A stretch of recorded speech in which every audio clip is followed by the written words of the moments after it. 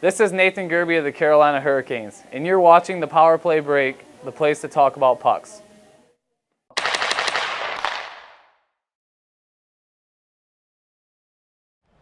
Back here with Dave Starman on the Power Play Break, coming to you from the Coaches Educational Program on Long Island. Dave, something I've thought about now, with this great model that you guys have developed, do you see a time when all these kids, like the retention rate is the big thing that Matt Hirsch stressed, that at 13 years old, most kids quit because in Pee-wees, that's when checking would come and the physical size difference between players. And kids would say, I don't want to play that game because it's too physical, I'm too small. But now with this model, they've taken checking out in the Pee-wee level and more kids are going to stay in. Do you foresee a time, let's say 10 years out, 15 years out, where more colleges will develop like better Division III, better Division I programs out there?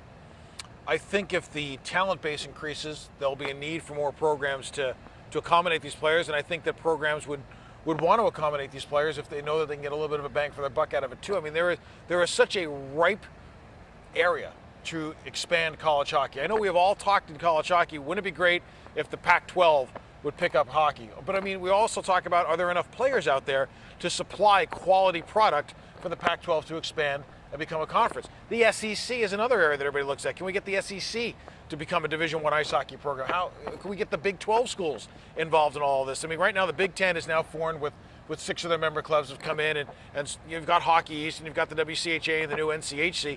Wouldn't it be great if you get the Pac-12 and the SEC in there? Because the more of those style of conferences that are in college hockey, the more of a voice college hockey gets at the national meetings of the NCAA, which is one of the bonuses of now having a Big 10 hockey conference. As much as it's upset the apple cart when it comes to the structure of college hockey, the best thing about it might be is now college hockey's got a voice at these national meetings. But I think as the talent base grows, you're going to get a pretty good argument that there are some programs out there that could expand because they're going to be able to put a good product on the ice, whether it be the D3 or the D1 level, that could bring fans in the building.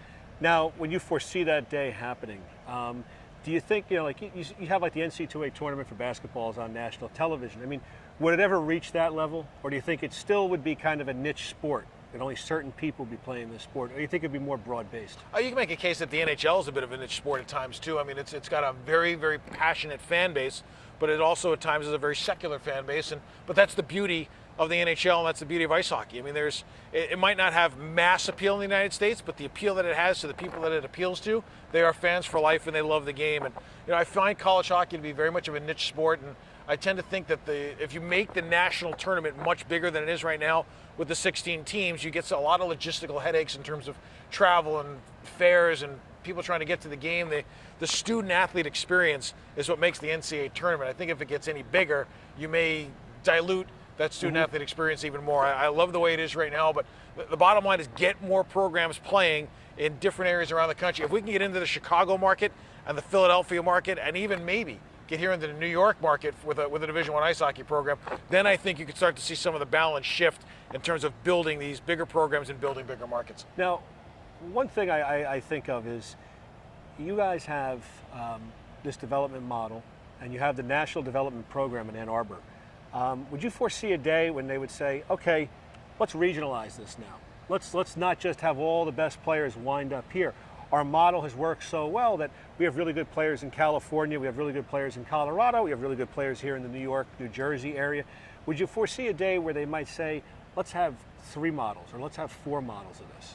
I personally don't. And the reason being is the USHL, which is where Team USA plays with the under-18s and the under-17s. The best part about it is they can play in the USHL, so the travel logistics are perfect. I think if you get too far east and too far west, you get into that situation of who are they going to play, and then you also get into that issue of do we have rosters that are deep enough. Now, 10 years from now, we may have 4 sections of the country that could put a 20-man roster together that's really, really good, and all 4 of those teams could compete in a USHL Junior A type scenario. But as of right now, I think just based on the travel issues, I don't know if that's a feasible thing that USA Hockey could pull off. But hey, you know what?